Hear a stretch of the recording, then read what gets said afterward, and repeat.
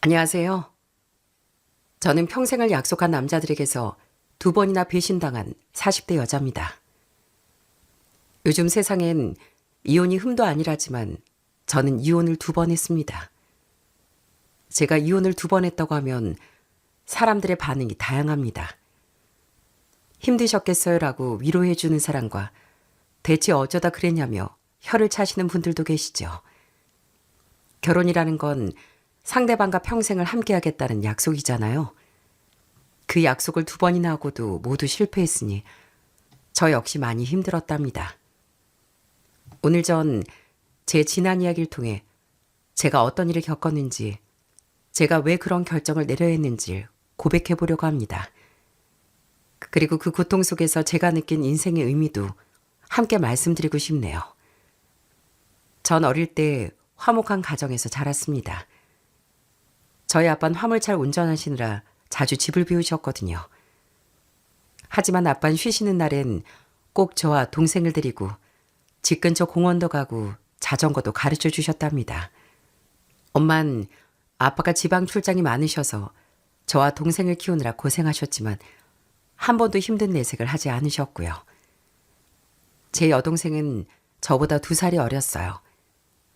그때 저희가 살던 동네엔 또래 애들이 많지 않았거든요. 그래서 늘 둘이 붙어 다니며 놀곤 했죠. 동생은 학교가 끝나면 운동장에서 놀면서 절 기다렸고 전 그런 동생의 손을 잡고 집으로 오곤 했네요. 동생이와 전 서로 좋아하는 짝꿍 이야기도 하고 엄마 아빠 몰래 문방구에서 불량식품도 사 먹곤 했답니다. 은영아, 이 쫀득이 맛있지? 엄마한텐 비밀이야. 알지? 언니 걱정 마. 근데 너무 맛있다. 역시 언니가 최고야. 부모님, 특히 엄만 다정하셨지만 엄하실 땐 단호하셨어요. 어느 집이나 마찬가지였겠지만 엄만 저와 동생에게 잘하는 것보다 정직해야 한다고 강조하고 또 강조하셨답니다. 제가 초등학교 1학년 때였어요. 시장에 간 엄마를 동생과 기다리는데 동생이 문방구 안에 있던 사탕이 먹고 싶다고 조르는 거예요. 문방구 앞에서 쳐다만 보다 저도 모르게 사탕을 하나 훔쳐 동생과 집 앞에서 까먹었습니다. 너희 그거 무슨 사탕이야? 어디서 났어? 아, 엄마, 이거 길에서 주운 거예요. 집 앞에 떨어져 있었어요. 뭐? 너 사실대로 말하지 못해?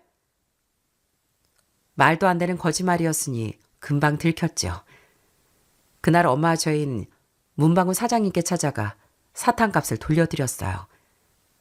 그리고 동생과 전 그날 저녁도 못 먹고 벌을 서야 했고요.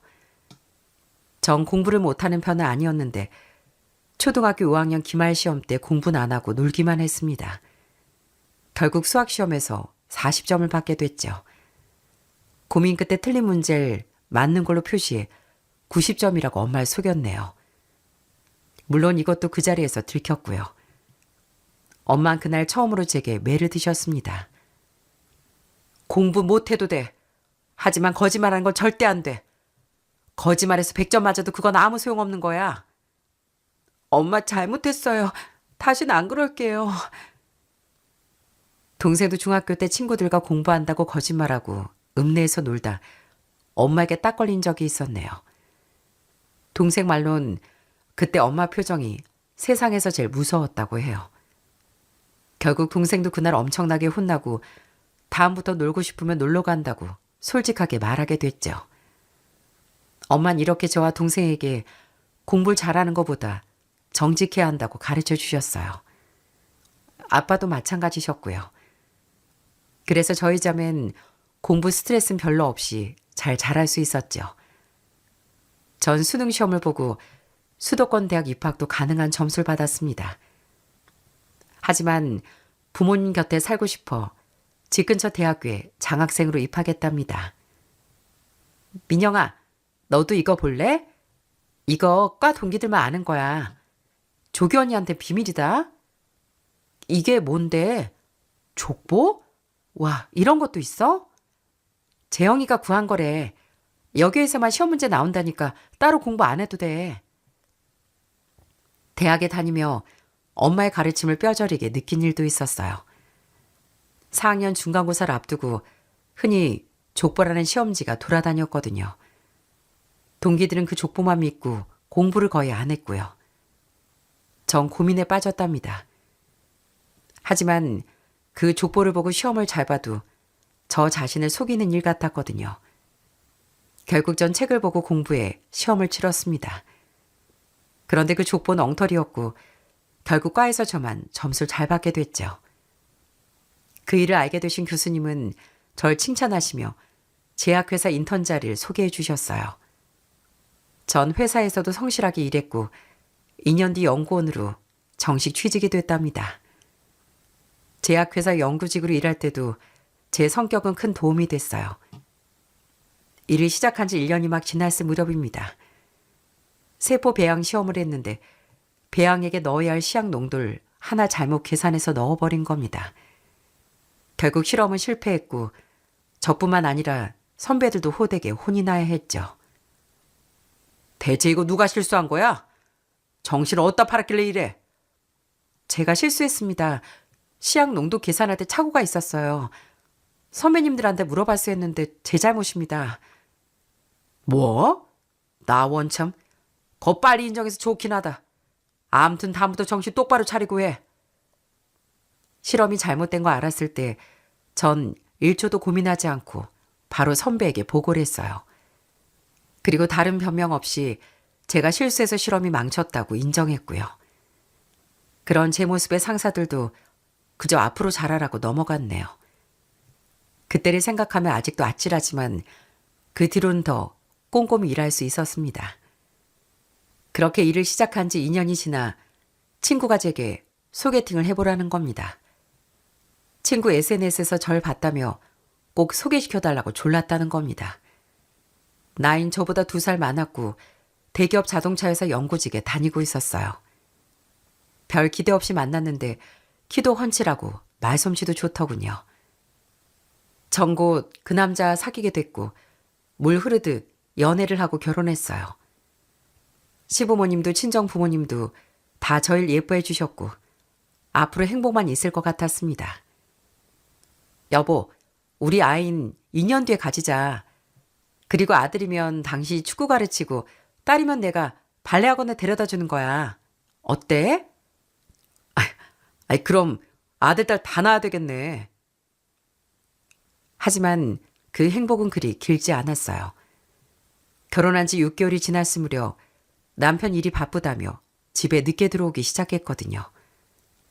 그러더니 해외 출장을 간다며 한 달에 일주일씩 집을 비우기도 했습니다. 처음엔 일이 바빠 그렇게 했거니 했는데 전화 통화도 잘 안 되고 집에 와서도 말 한마디 없이 잠만 자더라고요. 여자의 직감이었을까요? 뭔가 있구나 싶어 남편을 다그쳐도 보고 싸워도 봤습니다. 하지만 남편은 아무 일도 아니라고 귀찮게 좀 하지 말라고 하더라고요. 그러던 중 대학 동기에게서 걸려온 전화로 제 인생은 산산조각이 났습니다. 민영아, 나 부산 해운대학 카페인데 여기 네 남편 있다? 근데 웬 여자랑 팔짱 끼고 있어? 뭐? 진짜로 우리 남편 맞아? 야, 내가 네 남편 얼굴을 몰라보겠냐? 지금 아주 찰싹 달라붙어 있는데 이거 바람 피는 거 맞지? 그 친구는 제 부케도 받아주고 남편과도 자주 만났던 사이였어요. 그렇게 남편이 바람 피고 있다는 걸 알게 된 전 몰래 남편 핸드폰을 뒤졌습니다. 역시나 남편의 핸드폰 사진첩엔 다른 여자 남편의 모습으로 꽉 차 있더라고요. 모든 사실을 알게 된 전 남편을 추궁했습니다. 하지만 남편은 싹싹 빌긴커녕 적반하장식으로 나왔습니다. 나 너보다 그 여자를 더 사랑해. 우리가 오래 산 것도 아니고 애도 없으니까 이쯤에서 우리 헤어지자. 뭐? 당신은 그렇게 이혼이 쉽니? 어떻게 그렇게 바로 헤어지자고 해? 결혼한 지 1년 만에 이혼이라니 전 받아들일 수가 없었어요. 그래서 남편을 설득도 해보고 시간도 가져봤지만 그 사람은 변하지 않았답니다. 많이 고민했지만 이렇게 사는 건 의미가 없다는 생각이 들었고 결국 이혼을 하게 됐죠. 이혼을 하고 전 너무 힘이 들었습니다. 행복하기만 할 것 같았는데 내게 이런 일이 생겼다는 게 믿을 수가 없었거든요. 부모님께도 죄송했고 회사 사람들 보기도 민망했고요. 지금 생각하면 죄 지은 일도 아니고 오히려 제가 피해자인데 그땐 이혼녀라는 딱지가 너무 무서웠던 것 같습니다. 결국 전 회사도 다른 곳으로 이직하고 작은 오피스텔을 얻어 혼자 살았어요. 부모님은 저더러 함께 살자고 하셨지만 절 보면 더 답답하실 것 같아 거절했죠. 그렇게 집 회사만 반복하며 주말엔 침대에 들어누워 먹지도 씻지도 않았어요. 민영아, 너 아직도 자니? 밖에 오늘 날씨가 너무 좋던데 엄마랑 산책이라도 가자. 엄마가 너희 집으로 갈게. 아니 엄마, 나 좀 피곤해서 잘래. 아휴, 다 귀찮아.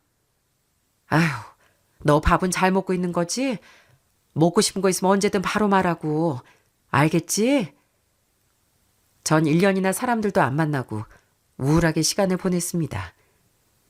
그러던 어느 날 TV에서 패러글라이딩을 하는 사람을 보게 됐어요. 평소 겁이 많아 놀이기구도 잘 못 탔는데 그날은 느낌이 다르더라고요. 탁 트인 하늘을 나는 패러글라이딩을 보는 순간 나도 하고 싶다라는 생각이 들지 뭡니까? 당장 인터넷을 뒤져 패러글라이딩을 할 수 있는 방법을 알아봤어요. 체험 비행으로 서너 번 비행을 해보고 본격적으로 교육도 들었죠. 사실 전 놀이기구도 잘 못 탔던 터라 비행이 너무 어려웠습니다. 아무리 연습해도 막상 발을 떼려니 너무 무서웠거든요. 그때 이런 생각이 들었어요. 까짓 거 이혼됐는데 이보다 어려운 게 있겠어? 난 예전에 그 송민영이 아니라고. 자, 가자. 그렇게 중얼거리며 눈 꽉 감고 냅다 달렸죠. 그렇게 첫 비행에 성공해 시원한 바람을 맞으며 하늘을 나는 순간을 전 잊을 수가 없네요. 그때까지 절 괴롭게 한 것들이 싹 사라지는 기분이었거든요. 패러글라이딩 동호회에도 가입해 단양, 양평, 하동을 돌아다니며 비행을 했습니다. 동호회 활동을 하니 기분 전환도 되고 즐겁더라고요. 부모님도 처음엔 위험하다고 걱정하셨지만 점차 밝아지는 제 모습에 조심하게만 타라며 당부를 하셨고요. 그 전 평일엔 회사에 다니고 퇴근 후엔 베이킹 수업을 듣거나 취미 생활을 했습니다. 주말엔 패러글라이딩 하러 다니며 바쁘고 즐겁게 살기 시작했고요. 그렇게 2년이 흐르니 이혼의 아픔도 서서히 잊혀졌어요. 그동안 제가 마음에 든다며 다가오는 남자들도 많았고요. 굳이 이혼했다고 먼저 밝히진 않았지만 저에게 관심 있는 사람이 다가오면 꼭 제가 이혼했다고 말했거든요. 남을 속이면 안 되잖아요. 어떤 남자는 그 얘기를 듣고 놀라 단번에 연락을 끊었고 어떤 남자는 이혼이 대수냐며 결혼하자고 매달리기도 했죠. 민영아, 너 이대로 쭉 혼자 살 거야? 이혼이 무슨 죄니? 너도 얼른 좋은 남자 만나 새 출발해. 글쎄, 평생 혼자 살겠다는 건 아닌데 마음에 드는 남자가 없어. 솔직히 아직 용기도 안 나고 난 이대로가 좋다. 부모님도 말씀은 안 하셨지만 이젠 제가 좋은 남자 만나 행복하게 살길 바라셨어요. 그렇지만 전 제 생활이 좋았고 억지로 인연을 만들기도 싫더라고요. 그런데 패러글라이딩 동호회에 새 회원이 들어오면서 제 운명은 달라지게 됐습니다. 그 남자 이름은 양상원, 저보다 1살 많았어요. 식품회사 영업직원으로 근무하고 있었고요. 첫인상은 솔직히 잘 기억나지 않을 정도로 조용한 남자였어요. 그 남자는 동호회에 자주 나오는 편이 아니었거든요. 그래서 그런지 매번 장비 착용할 때 버벅거려 제가 자주 도왔습니다. 그래서 고맙다는 말도 없이 꾸벅 인사만 하더라고요. 한 번은 동호회에서 단체 비행을 나갔다 그 남자가 착륙할 때 크게 넘어진 겁니다. 병원에라도 가야 할 것 같았는데 오히려 그 남자는 괜찮다며 툭툭 털고 일어났죠. 어머, 상원 씨, 팔에 깁스했어요? 지난번에 넘어져서 그런 거예요? 아, 네. 의사가 당분간 조심하라고 하더라고요. 금이 갔대요. 세상에, 그럼 오늘 좀 쉬시지 왜 오셨어요? 팔 때문에 비행도 못 할 텐데. 그냥 뭐 다른 분들 궁금하기도 하고 암튼 그냥 와봤습니다. 팔에 금까지 갔으니 많이 아팠을 텐데 티도 안 내는 모습이 참 듬직해 보였어요. 그리고 한 달 뒤 동호회 사람들과 1박 2일 제주도로 여행을 갔었거든요. 저녁을 먹고 전 그 남자 산책을 했습니다. 분위기 때문인지 전 그 남자에게 제 지난 이야기를 모두 털어놨어요.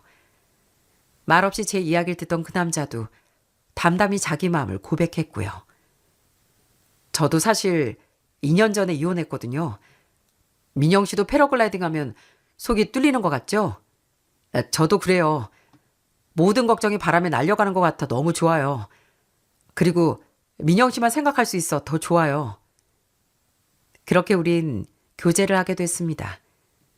서로 배우자 외도 때문에 이혼을 한 상처가 있어 더 조심스럽게 만났죠. 하지만 연애는 다른 커플들과 다를 게 없었답니다. 출근길에 전화하고 퇴근 후에 만나 저녁을 먹고요. 주말엔 패러글라이딩을 하거나 영화도 보러 다녔답니다. 민영아, 너도 나도 상처가 있지만 이젠 잊어버리고 다시 행복하게 살자. 우리가 더 빨리 만났다면 더 좋았을 텐데 늦은 만큼 내가 더 잘할게. 나랑 결혼해 줄래? 그래, 우리 결혼하자. 나도 상원 씨한테 잘할게. 우리 앞으로 더 행복하자. 남자친구는 2년 뒤 제게 프로포즈를 했습니다. 예전 기억 때문에 결혼할 결심이 쉽진 않았죠. 하지만 이 남자라면 다시 한번 시작해도 될 것 같다는 생각이 들었고 전 다시 한번 용기를 냈습니다. 이번엔 다른 사람들처럼 잘 살 수 있을 거라는 기대를 갖고요. 그렇게 결혼을 결심하고 양가 집안에도 인사를 드렸어요. 친정 부모님은 서로 상처가 있으니 더 아껴주라고 당부하셨죠. 남자친구는 아버님은 3년 전 돌아가셨고 어머님은 사과 가수원을 하고 계셨어요. 어머님 안녕하세요. 처음 뵙겠습니다. 저 많이 부족하지만 앞으로 잘할게요. 그래 뭐 니들이 좋다는데 어쩌겠니? 남자친구 어머님 얼굴엔 근심이 가득해 보였고 제 얼굴을 잘 안 보시더군요. 그래서 전 남자친구에게 어머님이 날 마음에 안 들어 하시냐고 물어봤어요. 엄마가 워낙 무뚝뚝하기도 하고 전 와이프가 바람나서 내가 이혼했잖아. 그것 때문에 사서 걱정하시는 거지 뭐. 신경 쓰지 마. 남자친구 어머님은 다정한 말씀도 없으셨지만 간섭이나 잔소리도 없으셨어요. 그렇게 저와 남자친구는 빠르게 결혼식을 올리고 신혼생활을 시작했어요. 남편도 다정하고 한결같은 모습에 전 너무 행복했답니다. 남편은 첫 결혼생활 2년을 빼곤 계속 본가에서 살았거든요. 그래서인지 살림은 무척 서툴렀습니다. 하지만 남편은 먼저 퇴근하면 설거지도 해놓고 청소도 해두곤 했어요. 한 번은 제 생일날 갈비찜을 한다고 설치더니 냄비를 다 태워 난리가 난 적도 있었네요. 장인어른 퇴직하시니 적적하시죠? 그래도 그간 고생하셨으니 이젠 좀 편히 사세요. 주말엔 저랑 같이 산에도 가시고요. 건강 생각하셔야죠. 양서방 고맙네. 그래도 이렇게 자네가 있어 내가 덜 적적해. 장모님 이번 여름엔 처제까지 다 같이 태국으로 여행 가요. 제가 예약할게요. 마사지까지 풀코스로 예약하겠습니다. 저만 믿으세요. 아휴 양서방 정말 고마워. 우리 집에 아주 복덩이가 들어왔네. 친정 부모님께도 잘하는 남편을 보자니 이제야 효도라는 것 같다 뿌듯했어요. 남편에게도 고마워 저도 시모에게 잘하려고 했죠. 하지만 시모와 제 사이는 점점 더 안 좋아졌답니다. 남들은 아들이 재혼하면 며느리한테 더 잘해준다던데 시모는 정반대였어요. 저한테 말 한번 따뜻하게 해주질 않았거든요. 특히 사사건건 남편의 전 와이프와 절 비교해 너무 힘들었답니다. 결혼 첫 해 겨울이었어요. 시몬 김장을 한다며 이틀 전부터 집으로 오라고 했죠. 제 딴엔 돕는다고 무채도 썰고 그릇 설거지며 청소까지 종일 일만 했습니다. 다른 가족들은 제게 처음 김장하는 거 맞냐고 너무 잘한다고 칭찬을 했는데 시몬 오히려 제게 타박만 늘어놓는 겁니다. 이거 양념이 너무 들어갔지 않니? 무채도 이상하게 썰었고. 아유, 그 나이 먹도록 김치 하나 못 담그니 원. 전 결혼하고도 계속 회사에 다녔습니다. 일이 바빠 평일엔 시댁에 거의 못 갔고요. 그런데 저더러 자꾸 과수원에 일하러 오라고 하는 겁니다. 저도 어쩔 수 없이 휴가를 내고 몇 번 갔지만 도저히 안 되겠더라고요. 어머님, 저 회사가 정말 바빠서요. 주말에 꼭 내려가서 일 도울게요. 죄송해요. 나원? 누가 보면 너 나란히라도 하는 줄 알겠다. 전에 그 노지 말래도 와서 사갔다고 집 청소도 다 해놨는데 아유 이번엔 글렀어. 네? 어머님 지금 상원씨 전 와이프 얘기하시는 거예요? 아우 시끄러우니까 끊어. 상원이 그놈 어디서 이런 애를 데리고 와선. 또 한 번은 이런 일도 있었답니다. 시댁에 내려간 날 남편 셔츠가 좀 구겨져 있었거든요.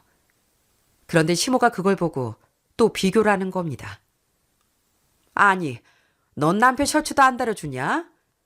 서영이겐 셔츠 양말 하나하나 다 다려 입혔구만.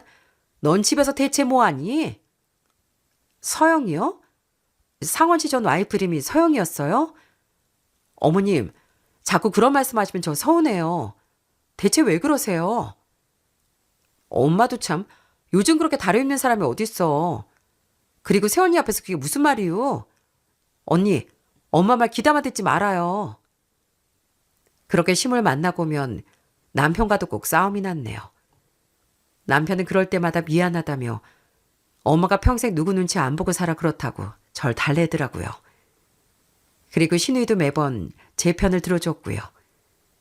신우인 정말 우리 엄마지만 나도 이해가 안 되니 집에 자주 가지 말고 전화도 아예 받지 말라고 할 정도였거든요. 시몬 답답했지만 남편이 저에게 잘해줘서 참자고 다짐했습니다. 그리고도 솔직히 말하면 2번 실패하고 싶지 않았어요. 제가 부족한 건 더 노력하고 시모도 시간이 흐르면 달라질 거라고 믿었거든요. 어머님, 지금 상원 씨랑 사는 사람은 저예요. 어머님 며느리도 저고요. 자꾸 예전 이야기 하시면 저 속상해요. 저 상원 씨랑 앞으로 잘 살고 싶어요. 그러니까 어머님도 저희 좀 도와주세요. 이렇게 부탁드릴게요. 내가 뭐 니들 헤어지라 고사라도 지냈냐? 암튼 알겠다. 며느리가 이제 시애미입도 막네. 아휴. 제가 그렇게 간곡하게 말씀드리자 시몬 한동안 별 말씀이 없으셨어요. 속으로 다행이다 싶었죠.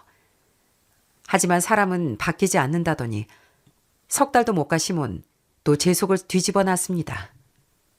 시모가 가수원에서 일하다 다리를 다쳐 입원하신 적이 있었거든요. 전 잘해보려고 휴가까지 내고 병간호를 했고요. 하지만 그런 절 보고 시몬 고생한다는 말은커녕 이런 말을 하는 거 있죠? 아휴, 서영이가 끓인 김치죽 먹으면 싹 낫겠구만. 넌 이걸 죽이라고 끓였냐?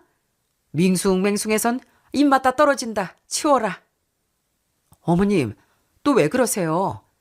전 며느리가 그렇게 보고 싶으시면 다시 데려오시던가요.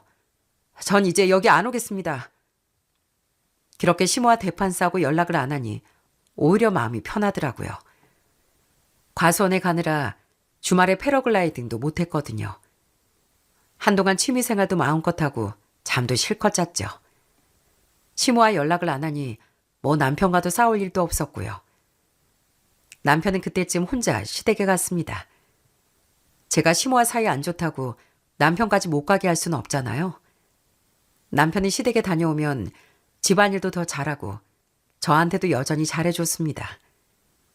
여전히 퇴근하면 바로 집으로 와 저와 시간을 보냈었고요. 그렇게 한 반년쯤 지났을까요? 시모가 과수원에서 일하다 쓰러지셨다는 연락을 받았습니다. 병원 검사 결과 시몬 유방암 판정을 받으셨고요. 소식을 들으니 저도 마음이 편치 않았어요. 예전에 제 마음을 그렇게 아프게 했지만 그래도 남편의 어머니잖아요. 어머님, 저 왔어요. 답답하시죠? 저랑 같이 병원 앞에 산책 나갈까요?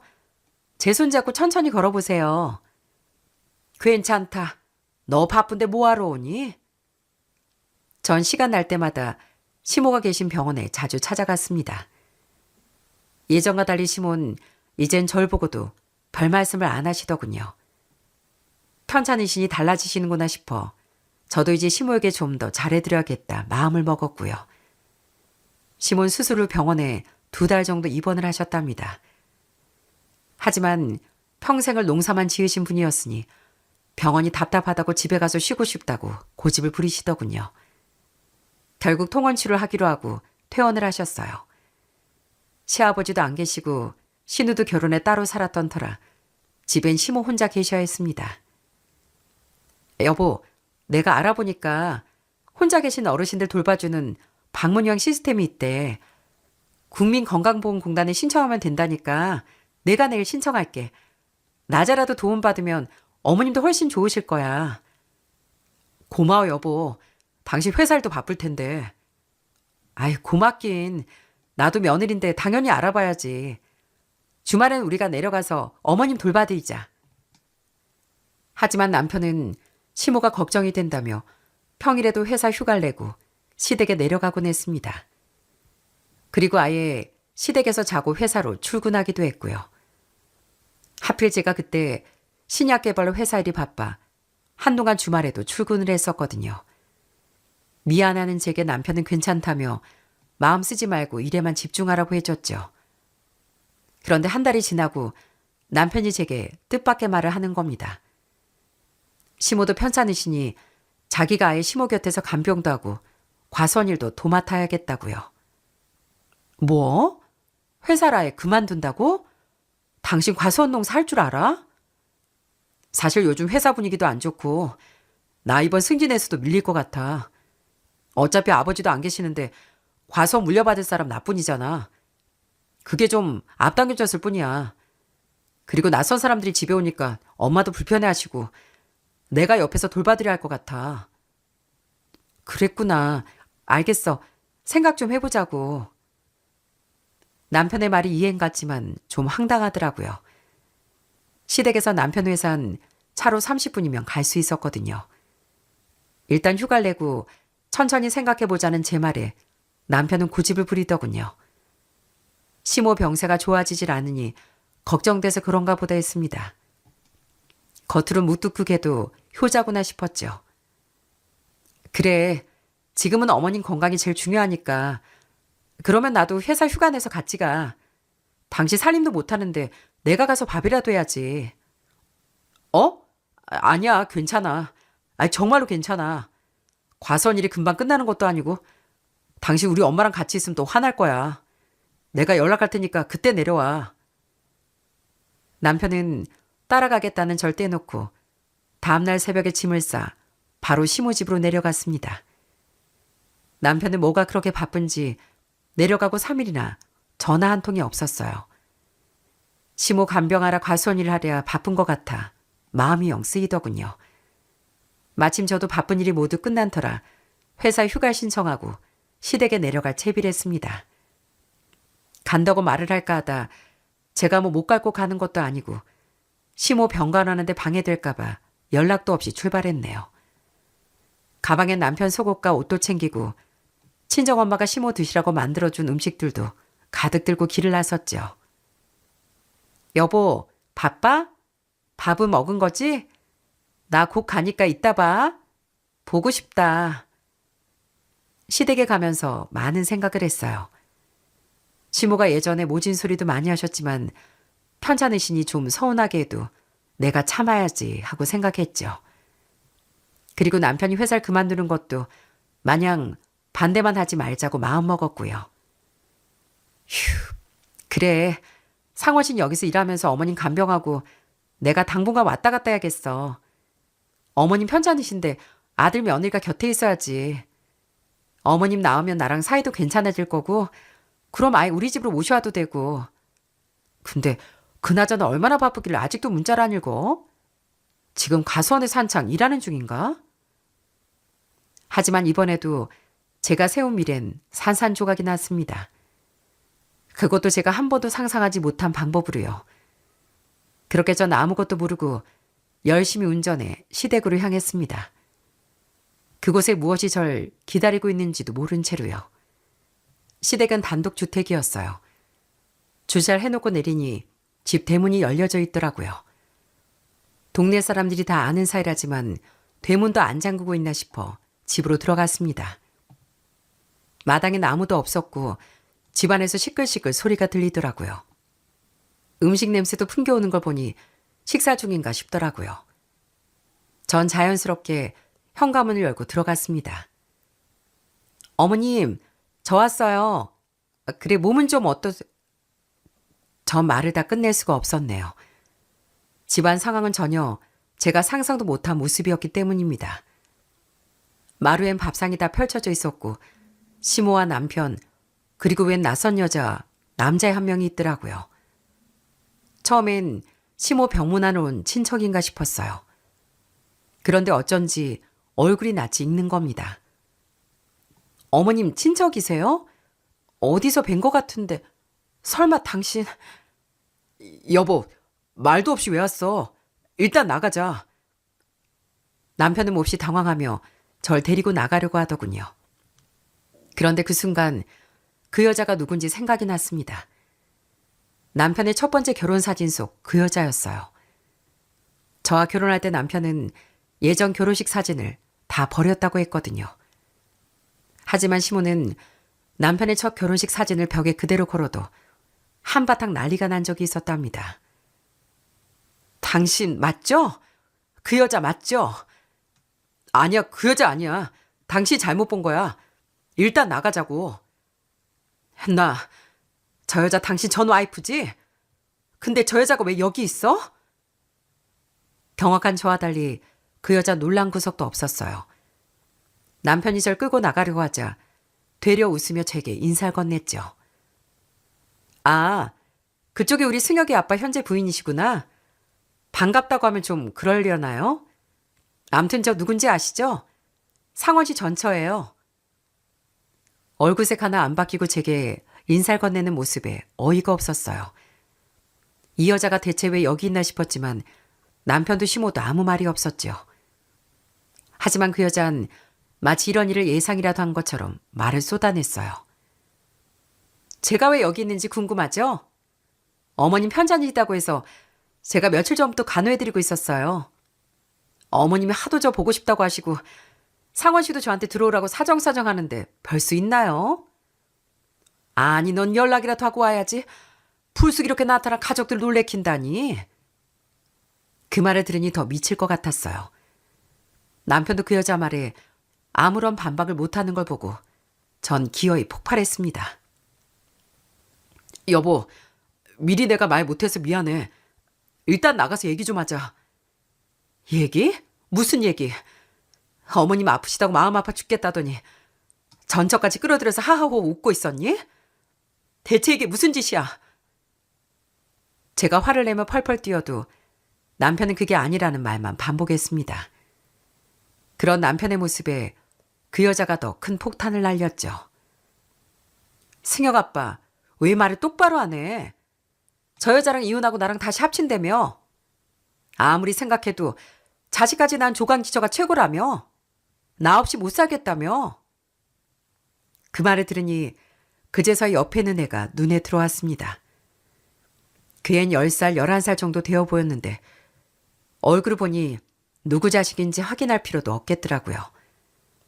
분명 저랑 결혼할 때 아이도 없었고 전처가 바람나 이혼했다고 했는데 감주까지 절 속인 거죠. 뭐야, 당신 자식도 있었어? 애는 없다며. 여자가 바람펴서 1년 만에 이혼한 거라며. 다 거짓말이었어? 그동안 날 속였냐고. 전 남편에게 소리를 지르며 울부짖었어요. 그 여잔 기가 막힌다는 표정으로 절 바라보며 마치 선심 쓰듯 제가 모르던 비밀 하나를 더 알려줬죠. 승혁 아빠, 나 바람 폈다고 했어? 당신도 참. 저기요, 저 이 남자랑 5년 살았고 그리고 내가 바람 핀 거 아니고 이 남자가 딴 여자 만나 헤어진 거예요. 이제 됐죠? 속 시원해요? 그 얘기를 들으니 더 충격적이었어요. 결혼 기간도 5년에다 저렇게 큰 애까지 있었다뇨. 게다가 남편이 먼저 바람 펴서 이혼했다니 너무 기가 막히더라고요. 남편이 그동안 제게 말한 건 다 거짓이었죠. 근데 제가 왜 여기 있나 싶죠? 나도 하나서 이혼했는데 막상 나가 살기가 힘들더라고요. 애도 있고 들어오고 치사해서 남편도 필요하고. 근데 어머님이 계속 돌아와 달라고 한 번만 봐달라고 하는데 어쩌겠어요. 그 여자 말을 들으니 이미 시몬 예전부터 오래 이 일을 꾸민 거였어요. 제가 버젓이 있는데 어떻게 이럴 수가 있나 싶었죠. 어머님, 왜 아무 말씀 안 하세요? 저 여자 말 다 사실이에요? 어머님이 어떻게 저한테 그러실 수가 있어요? 그래, 내가 그랬다. 아무리 생각해도 난 너보다 승혁애미가 좋아. 애까지 나한테 그러면 어쩌니? 내가 저놈한테 그렇게 재혼하지 말라고 했는데 너한테 홀라당 빠져가지고선 이 사달이 난 거야. 그러게 둘이 왜 결혼해? 어차피 이렇게 될걸. 그러면서 시몬 제 앞에서 전 며느리와 애틋했던 일들을 마구 쏟아냈습니다. 마치 모든 게 다 저 때문인 것처럼요. 승혁애미 너랑 천지 차이야. 나 일하다 허리 다쳤을 땐 애 가지고도 집 살림이며 가손일 다 했어. 네 시부 평가로도 얘가 다 했어. 게다가 금쪽 같은 손주도 낳아줬는데 난 다른 며느리 필요 없다. 그 말을 들으니 여기가 끝이구나 싶더라고요. 여기까지 오면서 시모 걱정하고 앞으로 잘해드려야겠다고 맘먹은 제가 우스워 전 울면서도 헛웃음이 나왔네요. 어머님, 그래서 이게 다 저 때문이라는 거예요? 이게 말이 된다고 생각하세요? 아휴, 난 그런 거 모른다. 너도 한 번 이혼했다며? 한 번이나 두 번이나 뭐가 다르냐? 여기 온 김에 다 정리하고 가. 그 말을 듣는데 피가 얼어붙는 느낌이었어요. 제 아픈 기억을 한 번이나 두 번이나 다를 게 없다고 치부하는 시모 말을 들으니 오히려 정신이 또렷해졌죠. 저기 아줌마. 뭐? 너 지금 나한테 뭐라고 했니? 아줌마? 아, 너 미쳤어? 그럼 제가 이 상황에서도 어머님 그래야 되나요? 정리하라면서요. 그럼 저한테 아줌마죠. 암튼 나 이제부터 아줌마 며느리 안 할 거니까 저한테 이래라 저래라 하지 말고요. 이혼을 하고 말고 내 마음대로 할 거니까 상관 말아요. 그 말을 하고 돌아 나오는데 시모가 제 팔을 붙잡았어요. 아프다더니 어디서 그런 힘이 났는지 절 붙잡고 매달렸죠. 이혼하고 가. 이 삐리리 저 삐리리 같으니 또 내 아들 망쳐놓지 말고 얼른 도장지고 가라고. 놓으시라고요. 이혼? 누구 좋으라고 이혼을 해요? 그렇게 예뻐하는 전 며느리 상간히 한번 만들어 보세요. 아들이 이혼에 재혼에 바람까지 아주 효도 한번 대차게 하겠네요.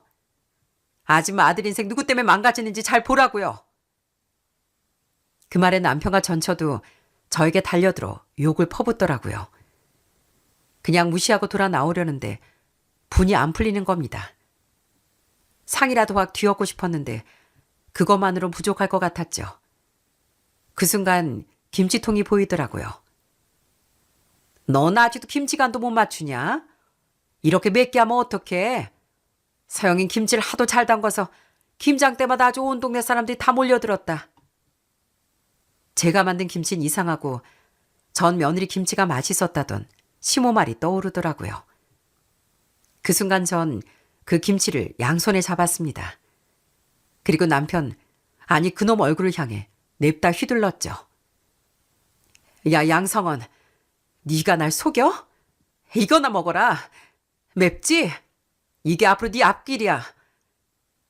TV에서 아마 보셨을 겁니다. 한 여자가 김치를 꺼내 맞은편 남자를 향해 휘두르던 장면이요. 그 장면처럼 전 김치를 남편 면상에 시원하게 날려줬어요. 남편은 눈 맵다고 아프다고 펄펄 뛰었죠. 여보, 괜찮어? 너 미쳤어? 이게 무슨 짓이야? 그럼 넌 제정신이니? 이거 내가 만든 건데 너도 한번 먹어봐. 전 그렇게 그 여자 면상에도 남은 김치를 모조리 휘둘러줬습니다. 시몬 그 옆에서 절 향해 온갖 욕을 퍼부어대고 있었고요. 하지만 전 눈 하나 깜빡 안 하고 그 길로 바로 집으로 올라와 버렸답니다. 남편과 그 여자에게 한바탕 퍼부어대고 올라왔지만 전 집에 들어와 밥도 못 먹고 울기만 했습니다. 정말 이번엔 절대 실패하고 싶지 않았거든요.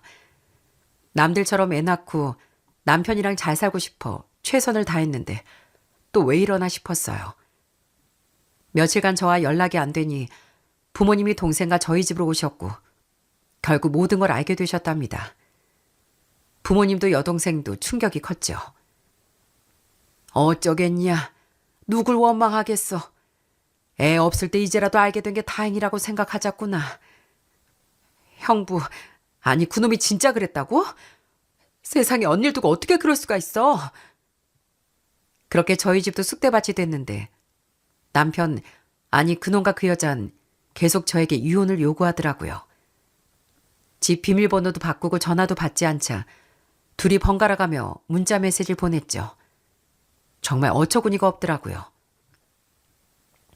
나도 이러고 싶지 않았어. 입이 10개라도 당신한테 할 말이 없어. 이왕 이렇게 된 거 얼른 정리하자. 연락 줘. 기막힌 거 이해해요. 하지만 현실을 받아들여야죠. 같은 여자끼리 저 이해 못해요? 애까지 있는데 이쯤에서 그쪽이 어서 정리해줘요. 그들이 얼마나 난리를 치던지 말던지 전 이혼할 생각이 없었거든요. 누구 좋으라고 이혼을 해줍니까? 제가 이혼해주면 둘이 좋다고 붙어먹을 테고 시모도 옳다고나 할 텐데요. 그래서 그놈들이 말라 죽거나 말거나 냅둘 생각이었네요. 하지만 친정엄만 제 손을 붙잡고 그놈들이 아닌 절 위해 정리하라고 하셨어요. 그때 친정엄마가 해주신 말씀이 아직도 기억이 납니다. 민영아, 네가 충격받고 슬픈 거 당연하다. 나도 내 손으로 저것들 확 찢어놓고 싶어. 하지만 저런 인간들하고 계속 연결되면 네 인생만 힘들어져. 너 똥통에 빠져도 계속 화만 낼래? 얼른 나와서 씻어야지. 결국 전 이혼을 하기로 했습니다. 하지만 조용히 이혼해주기가 싫더라고요. 변호사들한테 상담을 받아보니 남편의 규칙사유가 분명하니 제가 위자료를 요구할 수 있다고 하더군요. 곰곰이 생각하던 전 그놈에게 신혼집 명의를 넘겨달라고 요구했어요. 그 집은 결혼할 때 그놈 3억, 저 3억씩 반반 내서 산 집이었거든요. 제 말에 그놈은 처음엔 콧방귀도 안 끼더라고요. 뭐? 그 집을 넘겨달라고? 야, 바람 한번 폈다고 집 홀라당 주면 대한민국 남자들 다 알고지겠다. 말도 안 되는 소리 하지 마. 괜한 고집 피우지 말고 도장이나 찍자고. 그래, 알겠어. 그럼 그대로 살든가. 그렇게 한 달이 지났을까요? 제가 연락도 안 받고 버티자 그놈은 다시 제게 연락을 해왔습니다. 아마 모르긴 몰라도 시모가 엄청나게 닥달을 했을 거예요. 어떻게든 정리하라고 난리였겠죠. 생각해봤는데 내가 너한테 잘못한 것도 있으니까 그럼 1억 5천 줄게. No. 전 그 말만 남기고 전화를 끊었어요. 일주일 후 다시 남편에게서 전화가 걸려왔더라고요. 너 그렇게 안 받는데 돈에 무슨 환장했냐? 그럼 2억으로 하자. No. 전 다시 거절했습니다. 그리고 남편과 그 여자에게 배우자가 이혼한 전부인과 몰래 만나면 상간녀 소송이 가능하단 뉴스 기사를 보냈죠. 그 다음날 바로 그놈에게서 다시 연락이 왔더군요. 상간녀 소송? 네가 나한테 어떻게 이럴 수가 있냐? 그래, 그 집 다 가져라, 가져. 오케이. 그 돈 내가 어떻게 모았는데. 10년 넘게 번 돈 이렇게 날아가냐? 양상원 씨, 이 집 살 때 내 돈도 절반 들어가 있어. 그거 잊은 거 아니지? 암튼 서류 챙겨서 내일 나와. 법원 앞에서 만난 그놈 옆엔 전처가 딱 달라붙어 있더라고요. 와이프랑 이혼하면서 전처 데리고 오는 놈은 저놈뿐일 거라고 생각하니 웃기기까지 하더군요. 그렇게 전 2번째 이혼을 하게 됐습니다. 그놈이랑 헤어진 건 하나도 슬프지 않은데 그래도 한동안 전 많이 힘들었어요. 두 번째 이혼이라고 쉬운 건 아니었거든요. 오히려 예전보다 더 슬프고 힘들더라고요. 인생에 나고자 패배자라는 생각을 지울 수가 없었죠. 한동안은 패러글라이딩도 못했는데 두 번째 이혼 후 오랜만에 패러글라이딩에 나섰습니다. 그리고 하늘을 향해 날아오르는 순간 전 또다시 용기를 얻었죠. 제 발 아래 높은 산들이 있었고 올라갈 땐 힘들지만 반드시 끝이 있다는 게 보였거든요. 그것처럼 제가 겪은 이 고통도 언젠가 끝날 테니까요. 전 일부러 더 열심히 살았습니다. 힘들다고 방구석에만 있는 건 아무 도움이 안 된다는 걸 알았으니까요. 평일엔 예전처럼 열심히 일하고 주말엔 자격증 학원도 다니며 더 바쁘게 살았습니다. 그리고 6개월 후 전 신혼집을 팔고 친정으로 이사를 했네요. 그 사이 집값이 올라 부동산에선 팔지 말라고 말렸지만 엄마 아빠랑 함께 살고 싶어 미련 없이 처분했죠. 엄마 아빠 죄송해요. 한 번도 아니고 두 번씩이나 죄송해요. 아니다. 네가 사람들 눈 무섭다고 참고 살았으면 그게 더 불효야. 이제 엄마 아빠랑 마음 편안하게 살자. 그동안 고생 많았다. 부모님도 이렇게 한 번도 절 타박 안 하시고 잘 보듬어 주셨답니다. 하지만 아직도 부모님께 가장 죄송하네요. 그래서 이젠 부모님께 더 잘해드리려고 노력하고 있어요. 아빠랑 주말엔 등산도 하고 엄마랑은 얼마 전 단둘이 여행도 갔죠. 여동생과도 여전히 사이가 좋습니다. 다행히 제 여동생은 좋은 남자 만나 결혼해서 잘 살고 있거든요. 가끔 부럽기도 한데 저한텐 또 저만의 행복이 있으니까요. 전 남편 그놈은 저와 이혼하고 그 집에서 그 여자랑 계속 살았다고 합니다. 전 시모는 그 후 병원과 집으로 오가다 암이 전이 돼 1년 후 돌아가셨고요. 저한테 씻을 수 없는 상처를 줬지만 그래도 한때 시어머니와 며느리였는데 돌아가셨다는 얘기 들으니 그날은 좀 심란하더라고요. 전 남편은 시모 돌아가시고 얼마 뒤 과수원을 날려먹었다고 해요. 회사까지 때려치고 생전 안 해본 가수원 한다고 그 여자랑 설치다가 빚도 엄청 졌다고 하더군요. 사실 얼마 전 모르는 번호로 전화가 오는 겁니다. 안 받고 끊었는데 계속 오길래 혹시나 하고 받았더니 전 남편 놈이더라고요. 술에 취해 펑펑 울면서 하는 말이 과간인 거 있죠? 민영아, 나 어쩌지? 세상에 애엄마가 딴 놈이랑 눈 맞아 도망갔어. 어쩜 나한테 이럴 수가 있냐고. 참 웃기고 자빠졌다. 그럼 너만 바람필 줄 알았니? 암튼 마누라 도망갔으니 이제 애 키우느라 바쁘시겠네요. 그리고 과수원도 망했다며? 이제 자식 농사만 남았는데 한번 잘해보셔. 민영아, 나 네가 너무 보고 싶어. 너 아직 우리 집에 살지? 우리 한번 만날까? 넌 여자들이랑 두 번씩 결혼한 게 취미냐? 내가 돌았니? 그 똥통으로 또 들어가게. 너 그때 나한테 김치로 맞은 게 덜 아팠지? 너 한 번만 더 전화하면 이젠 김치로 안 끝낸다. 끊어. 그 후 전 남편 소식은 더 들은 게 없습니다. 전처랑 그 여자도 평생의 사랑인 것처럼 그 난리를 치더니 곳에 바람나 도망갔다는 것도 참 기가 막히네요. 아무튼 그들이 망하거나 말거나 이젠 신경도 안 쓰고 있습니다. 제 인생이 더 중요하니까요. 어느덧 제가 이혼한 지도 2년이 지났습니다. 지나간 시간을 생각해보면 참 만감이 교차하네요. 누군간 제게 사람 보는 눈 없다고 왜 그런 남자만 만나냐고 할지도 모르겠어요. 또 다른 사람들은 좀 참고 살지 그랬냐고 할 수도 있고요. 하지만 부부간의 신뢰는 가장 중요한 부분이잖아요.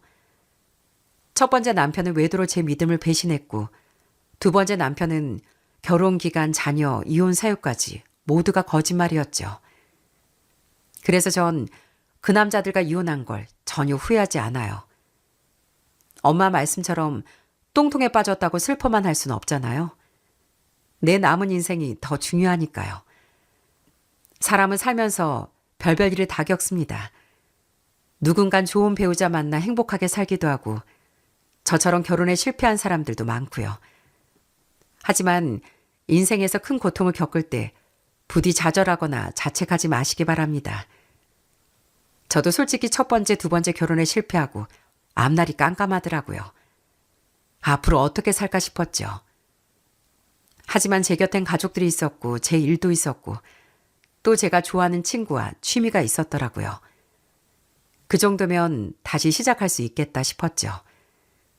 물론 전 앞으로는 결혼 생각이 없습니다. 남자를 믿고 평생을 약속하는 게 얼마나 어려운 일인지 경험했으니까요. 하지만 전 저만의 행복을 찾아갈 겁니다. 지금 힘든 일을 겪고 계신 분들이 있다면 저처럼 힘내시길 바랍니다. 이 사연을 쓰고 있는데 창밖으로 비가 많이 오네요. 내일은 비가 그치고 화창한 날이라고 합니다. 우리 앞에 인생도 그런 거 아닐까요? 오늘이 힘들면 내일은 또 다른 행복이 찾아올 테니까요. 모두들 오늘도 내일도 일상 속에서 숨은 행복을 찾는 하루가 되시길 바랍니다. 들어주셔서 감사합니다.